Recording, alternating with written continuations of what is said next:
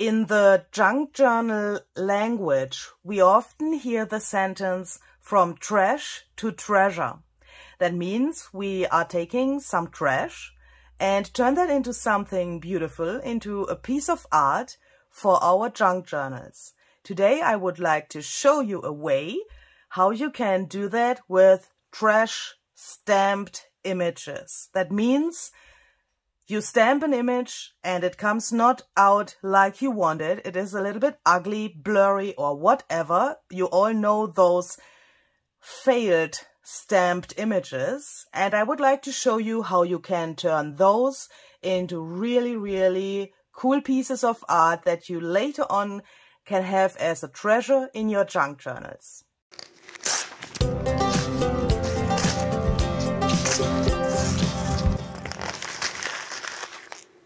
Hi there, this is Luise Heinzel. Welcome to my channel, Junk Journal Art. Nice to see you here today.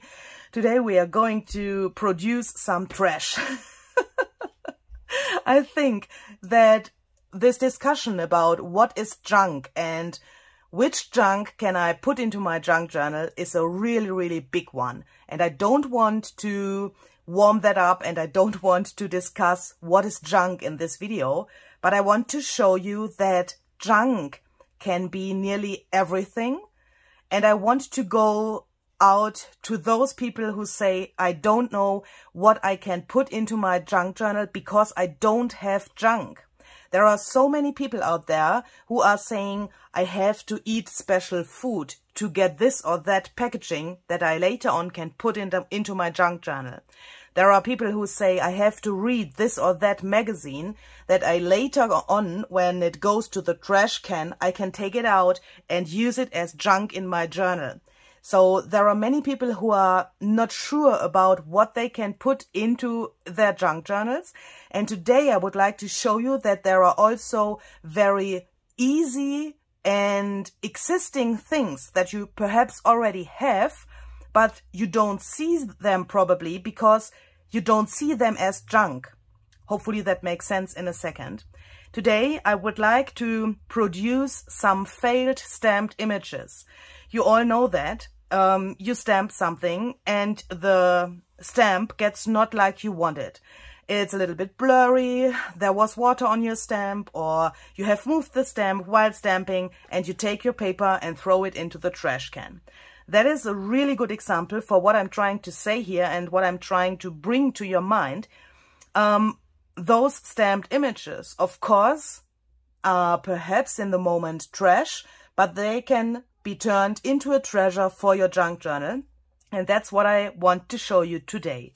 For that, I have some paper here because today I have to produce my own trash. I have to produce my own fails because I don't have any failed stamped images anymore in my stash. In the normal life, I have some, but for this video I had no left in my stash, so I have to produce some, and for that I'm using some kind of sketch paper. This is also good for watercolor. I'm using this, and I would like to recommend that you use the same paper or a similar paper like this if you want to try this out, what I'm showing you here. So this paper is really good to work with watercolors, and we need that to let our ink flow a little bit because we will also work with water today. So this is from a shop called Action. Perhaps some of you might know that. This is a really, really cheap sketch pad, as you can read here. It's 120 GSM. So perhaps you would like to take a similar paper like this if you want to try this out. And I thought I'll show you how you can, of course, produce your own trash if you don't have images that you have stamped that have failed. Perhaps you are an expert in stamping and every stamp that you put to your paper is brilliant, so perhaps you need to know how to fail your stamping. So let's try that. I'm using my stamping platform today, but you don't have to use this. You could also use an acrylic block, or if you have wooden stamps that are mounted on wood, rubber stamps that are mounted on wood, sorry, then you of course can't use such a thing or an acrylic block, but then you can use your stamps that are mounted on wood as well. How is that called? Is that called a wooden stamp? That sounds a little bit weird, but you know what I mean. Of course, you can only use stamps on this platform that are made for that. So that means you could use clear stamps or rubber stamps with this. But if you don't have that, you can also, we could even take it with your hands and put it to your paper. I'm using this because this is much easier for me to demonstrate, and it's a little bit faster for the video. So that's the only reason that why I'm using this. So the first thing that I want to show you is what happens if you have moved your stamp while you have stamped. So for that, I'm using an acrylic block, because with the stamping platform, of course, nothing will move. That's the sense of a stamping platform. So we are going to take a stamp. This is a butterfly stamp, as you perhaps can guess. And I'm taking some vintage photo oxide ink, because I want to have some colors on my stamping here today.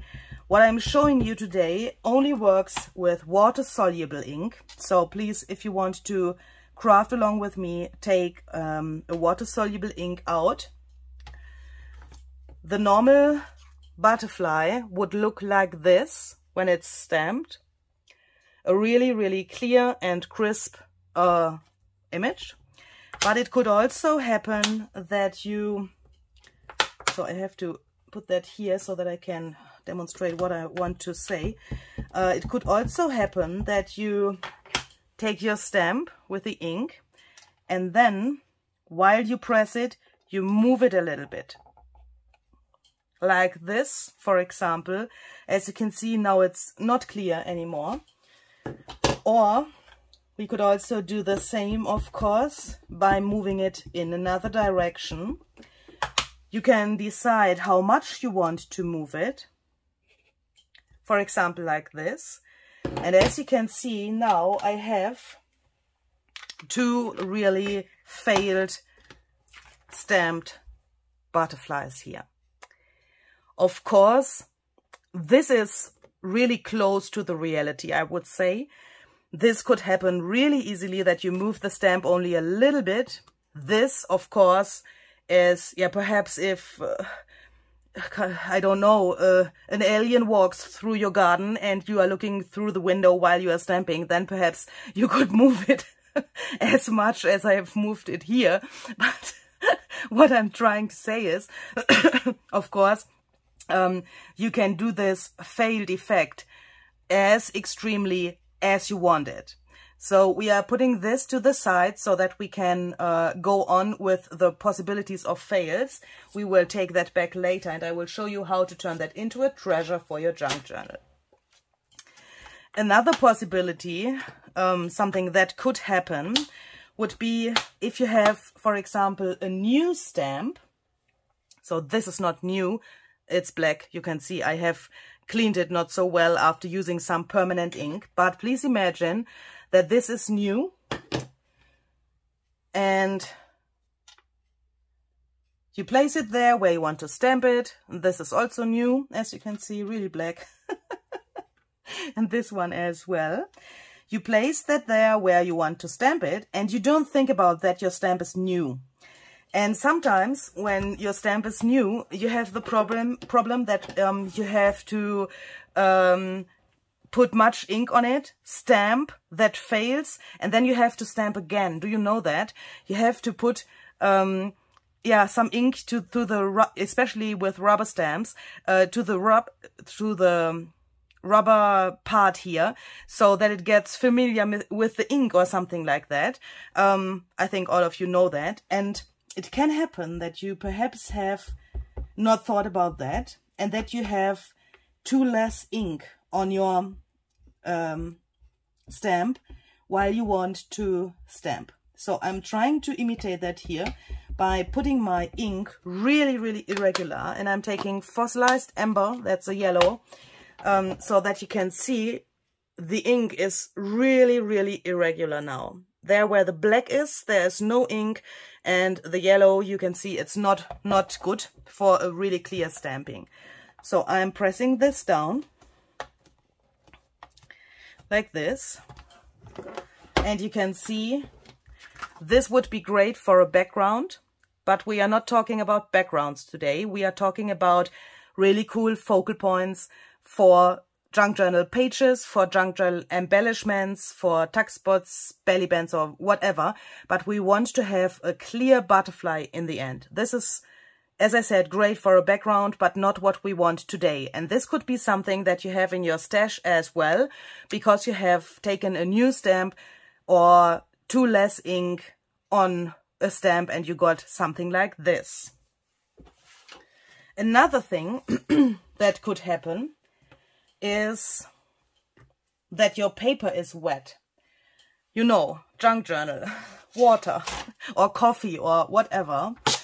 That can happen, of course, that you have put something to your page and you want to stamp, and the page or your collage or wherever you want to stamp is not totally dry.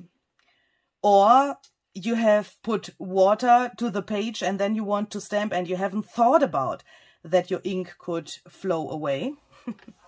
That could give us also a really cool idea for producing a fail. So we are going to take another color. This time I'm taking Salvage Patina. This is also the oxide ink. I'm putting this to my butterflies here. I'm taking relatively much ink because now I want to have a really blurry, watercolory result. Then I'm spritzing first some water to my paper, really much, so that you can you see that it is really, I don't know how I can show you that. Now you can see it, I guess. It is really, really wet. Let that soak in for just a few seconds, then stamp. And now you can also see that the ink is coming out from the stamp a little bit. So you can take, if you have a platform like this, take it and shake it around a little bit, hoping that some of the ink comes out from the image. That didn't happen here, unfortunately, but that doesn't matter. Now we have this, as you can see, totally blurry and not so wonderful. Try to have the paper really, really flat here.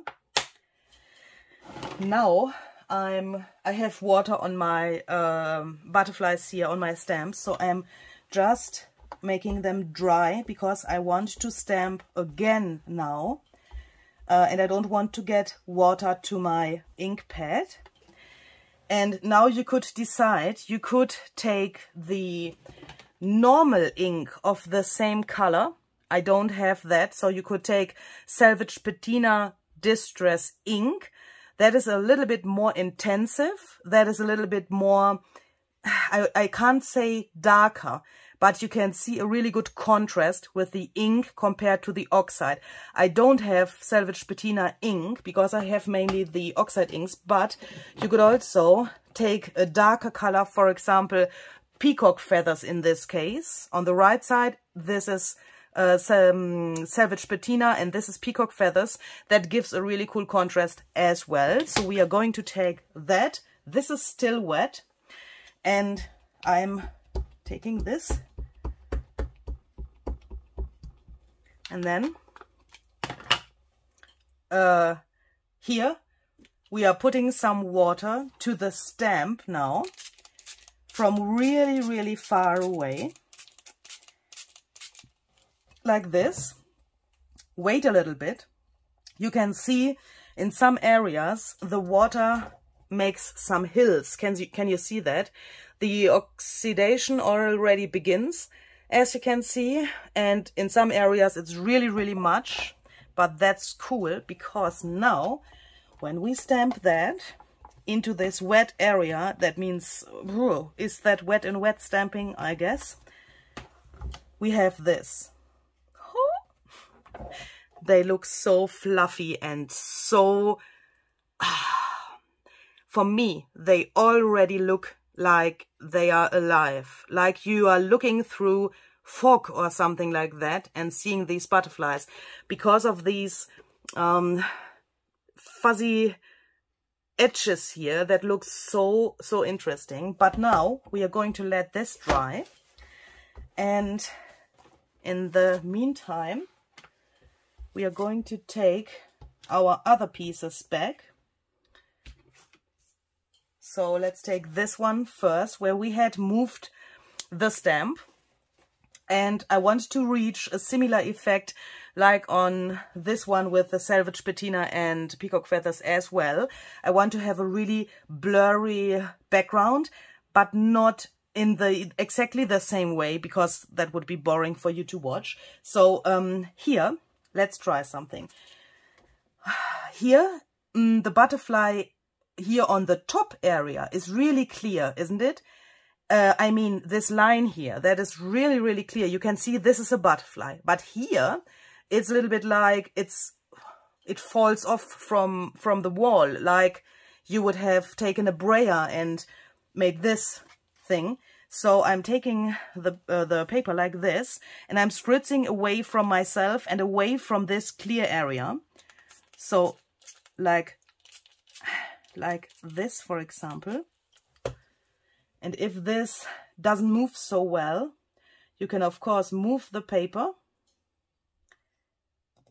And then we have that. I want to take away a little bit from this water that is here, so that we have not too much water there. But now this will dry, of course, and you get these cool shades of vintage photo here on the bottom of this butterfly. Of course, that is not the end result, by the way.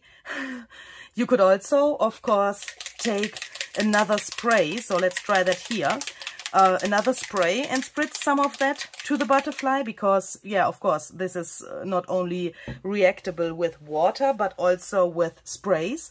You could use Distress Oxide Spray, Distress Spray Stain, or, for example, watercolor that you have watered down, acrylic paint that you have watered down, take brushes or whatever.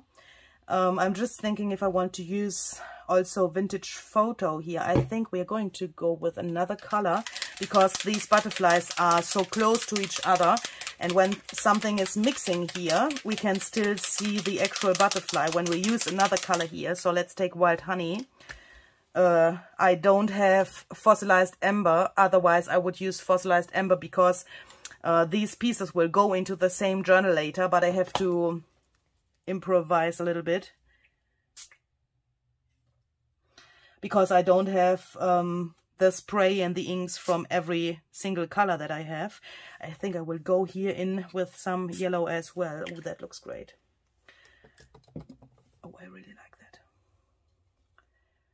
that. And this is something where you have to trust your intuitive emotions a little bit. What shall we do here? This is really clear. I think here we will only spritz some water and let it flow somewhere. I always can't decide what I want to do. Perhaps like this, and then we could also, of course, let some vintage photo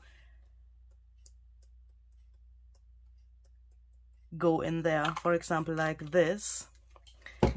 Perhaps that was a little bit too much, but that doesn't matter. Just spritz some water and then let that dry. But we are going to drop some drops here and there as well to the Wild Honey spray. That will look really awesome in the end, I promise. So we are going to let this dry, and then we can take this one here that we have made with too less ink, and here I want to try a little contrast as well. So here I'm going to use some Selvage Patina. spray stain. And that's so different from time to time. Because of that, I have to think about where I want to spritz now. So I guess, let's try something. Because these are relatively irregular. Do you know what I mean? So these have all elements where you can see that is a butterfly. Here, for example, the antennas are really clear and this wing is really clear. Here, the antennas, you can see them. Here is the bottom relatively clear, and this is really clear on the outside, I would say. So they are relatively regular. So let's try to take the ink and put that here. I don't know if that is possible. To be honest, I haven't done it in this way before, but let's try to get it here to the edge of the paper. Oh, that doesn't work so well. My spray is nearly empty. I can't get the nozzle, so no, that's not possible. But that's because my spray is nearly empty. So let's take another one. Which one would fit? Let's take Uncharted Mariner. That has to be full because it's new. So that would be a great contrast as well. If you have, yeah, look at that, that works better. If you have the possibility to put the nozzle into the whole bottle, I mean, if there's ink until the top of the bottle, yeah, then you will get more ink to this little thing, so that you then can have these little drops there, and then you can spritz some water to let that run over the butterflies. And by the way, this video was requested, oh my goodness, what a word, by Julie. Hi Julie.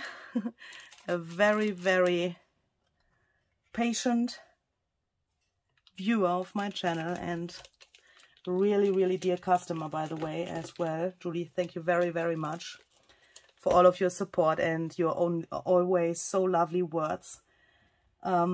She has requested this month ago, and I immediately knew that I wanted to give her a tutorial, but I also knew that I couldn't do it immediately in that moment because I had other things to do. So Julie, I hope you can forgive me that. Now here's this tutorial that you wanted to have. I'm so sorry. But it's better to get it late instead of never. I hope so. So shall we let this dry completely, or what shall we do here? I think I want to have some splatters of Uncharted Mariner oxide here. This nozzle is really interesting. Why is that so... Ooh, that's hard. Doesn't spritz where I want it. Okay, so interesting. Very interesting. Let's put some water here. Ooh, that... Ooh, yes. Come on. Move! That is great. And perhaps you think, where are the butterflies now? I know, but we will bring them back in a second. Okay, so these have dried completely. And that is, of course, an important point if you want to go on with, for example, distress inks or distress oxide inks now. If you use a permanent ink, then it's not so the problem if the paper is not totally dry. But if you want to use a water-soluble ink, of course, this stuff has to be really, really dry. So we are going to take this first. I will put that here to my platform with the magnets again.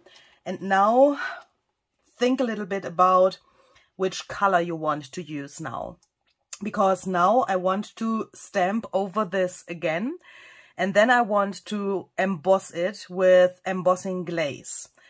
That means if we would use, for example, a red here on top of this for the embossing, then we would get with embossing glaze a mixture out of brown and red, because embossing glaze is translucent and you would get a mixture of the both colors, the one that you already have here and the one that you put on top.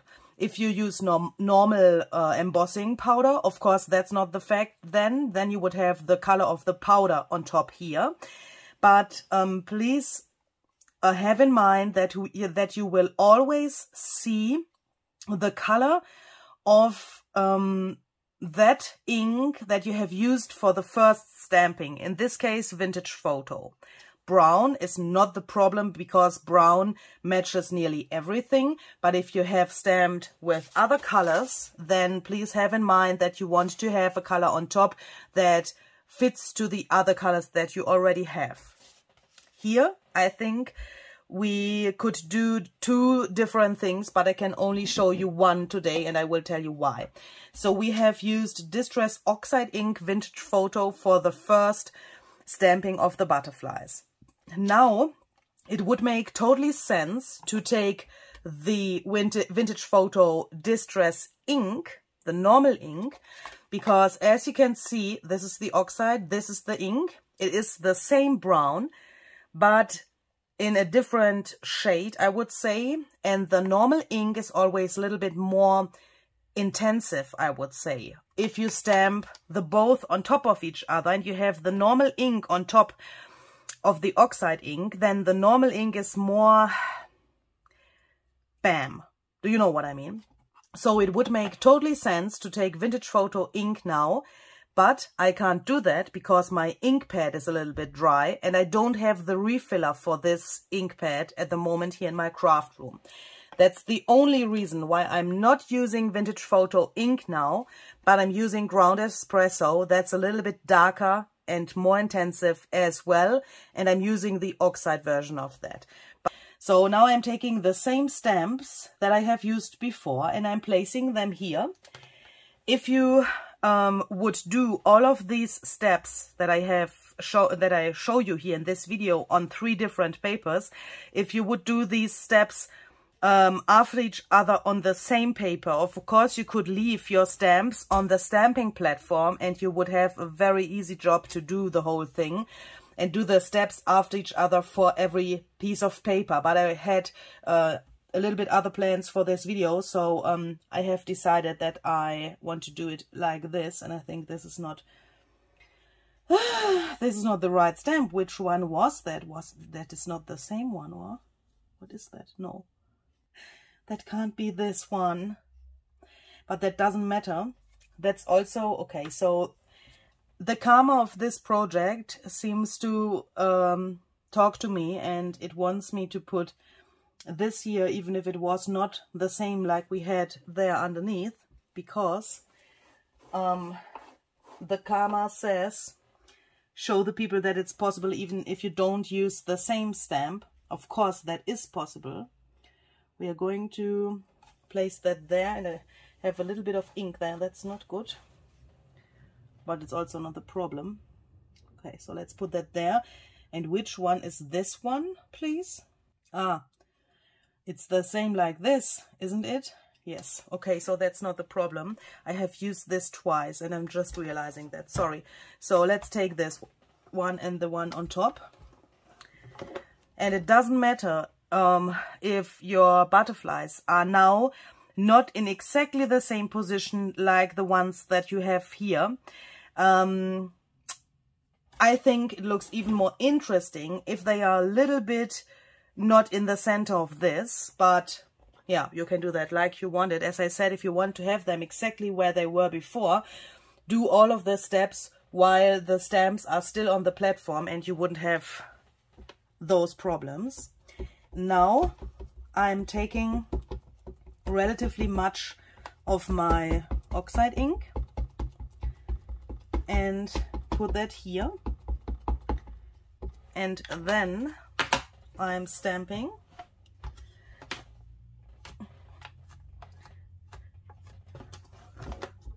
Take my embossing glaze, this is Vintage Photo, put that on top, because now I want to emboss with the oxide ink. It doesn't matter if it's not everywhere, because the oxide ink is not so sticky. It's not the same as when you use embossing ink, but that's the effect that I want to have. Don't want to have it completely embossed. I will show you what I mean in a second. So we are putting this back into the container carefully.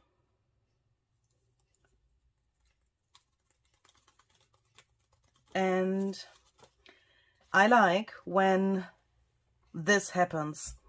Here are some areas where the glaze is sticking to the paper for whatever reasons. And I really like that. And I like to try to leave that there instead of getting rid of that, because I really like to have these irregular effects on my end result.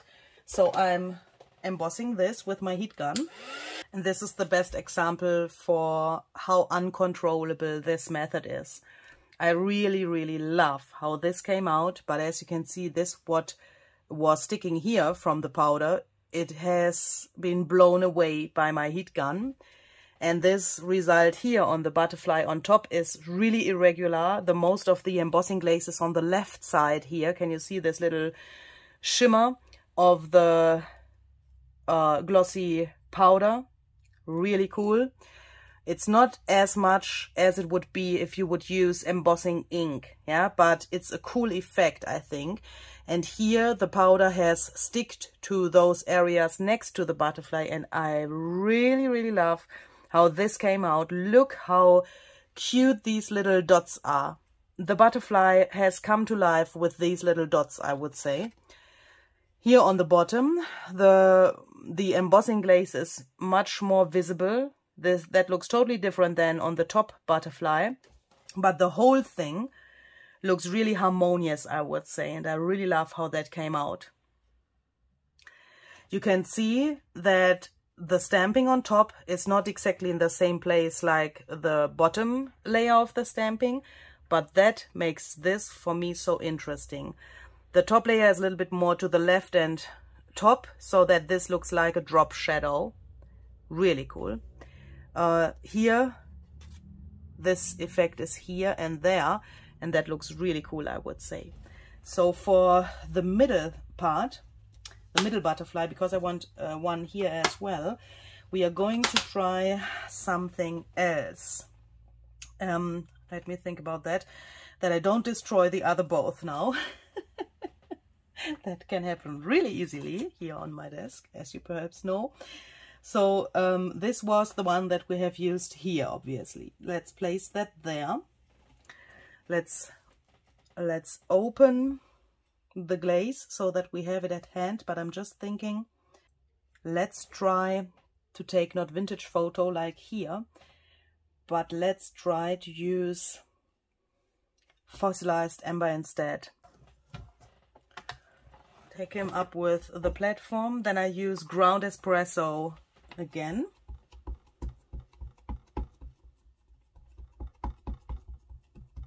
Like this. But now we are going to spritz some water here, only a few drops, so that we get, oh, I have to be fast, sorry, I can't talk. Something like this first, then put the glaze over the whole thing, especially there where it is wet, and the water drops will take the embossing glaze, hold it, and then you can emboss the whole thing, and you will get a really cool but uncontrollable effect. If you don't like uncontrollable effects, don't do this. If you want to experiment, then try it out, because now it looks like this.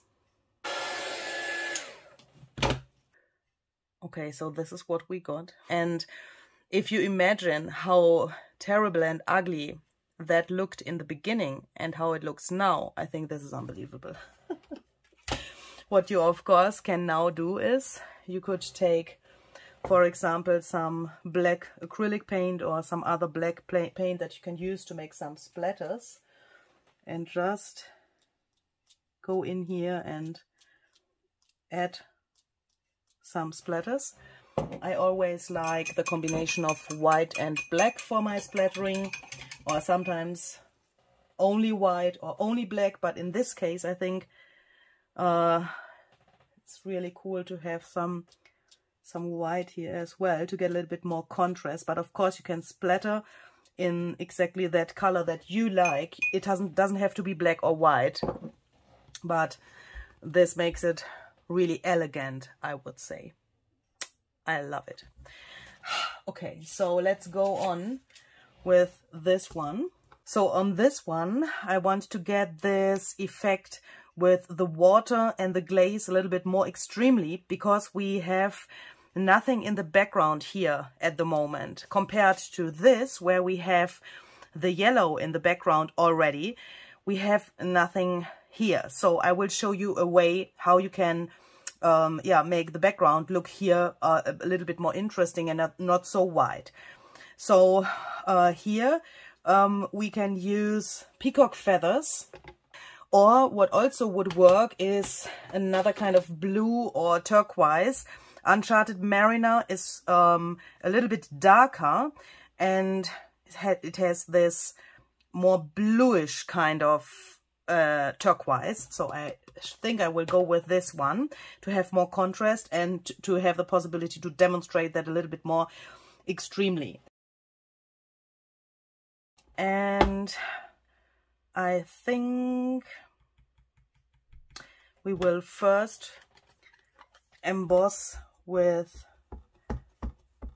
the ink again. So I'm taking the Uncharted Mariner Oxide ink, put that here, and I will use the glaze in the same color. So this is Uncharted Mariner Glaze. Stamp. Ooh, that's not very wet. Okay, so I can see that this is not very wet. So let's do it a little bit different to get a better and more visible result.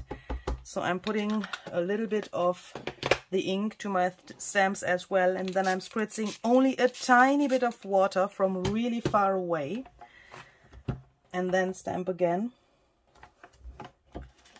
Put the glaze on top like this, and then I'm going to take this off, and let's first see what we got. Okay, so that looks really interesting. Even if we have not so much glaze on the ink, I can already see that, but I will emboss that, and then we will see how we can go on.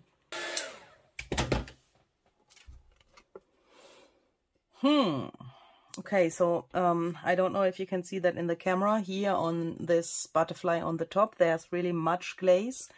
It's really shiny and you can see it really good. It looks nearly like wet. Here in the middle there's nearly nothing, and on the bottom as well. So there are different possibilities to go on now, and this whole thing, I would say, is all about experimenting and trying out different things, of course. And these butterflies that Julie has asked for, I have posted that on my Instagram, were made exactly like that. I had something, I was not satisfied. I tried this and that and this and that, and then I had the result that I had posted there. And it was the same, approximately the same like here. I had, not enough embossing powder here. So I did the following thing. I spritzed with water, and now of course I will reactivate the Uncharted Mariner ink, but that's what I want. To have that a little bit more blurry. There where the glaze is, of course the butterfly stays really clear. You can see that already here.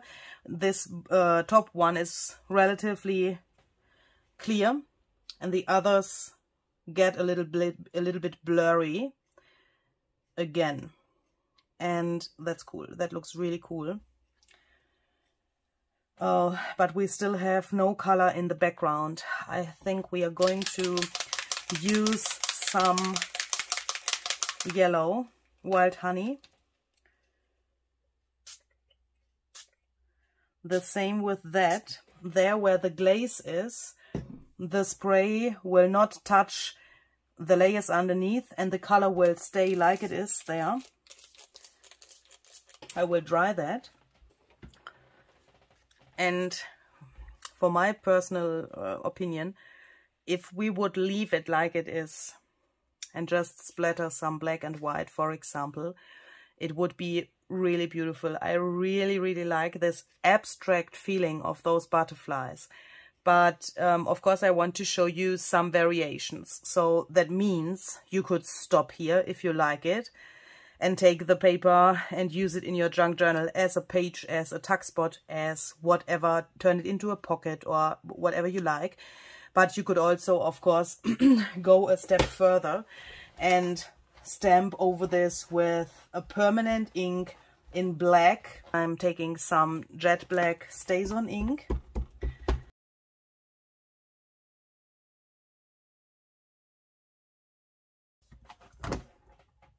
And now it looks really cool. Now it looks really, really cool. And now, what shall I use for the splattering? I think I want to have some blue splatters. So I'm putting some water. So just some drops.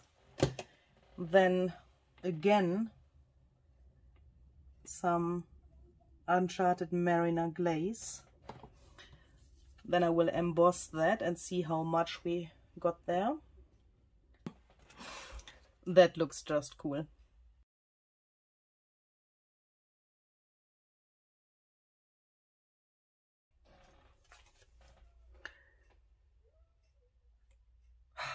I love it. And then we can let that dry as well and go on with the last one. Let's first stamp with wild honey.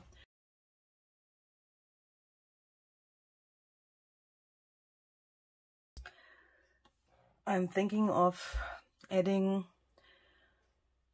just a third color to let this move a little bit. For example, salvaged patina, and then stamp over the whole thing with black again. I think that could look really cool.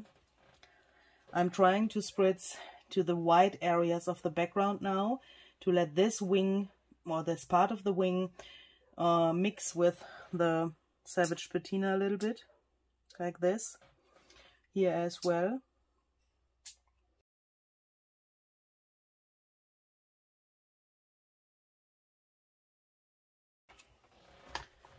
And I'm just thinking of stamping only the half of each butterfly in black.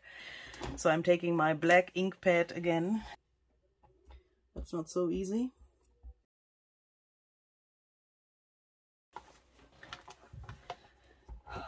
Yes.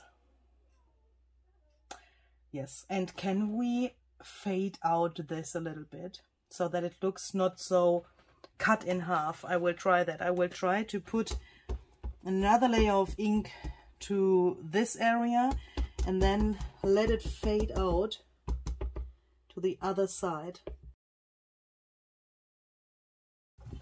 Oh, yes, yes, yes, yes, yes. Oh my goodness.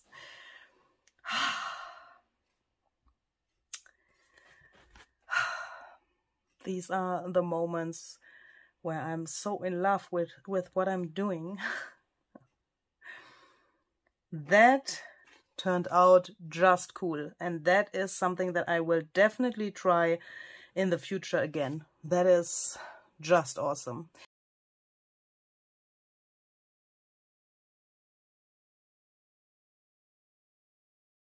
I would say that these look really, really cohesive and that they would look really great in one and the same journal, especially because of the colors. And I would say you can't tell that this originally was a fail. I mean, we have constructed a fail today, but everything that I have done with my first stamping could have happened on your desk as an accident as well, of course.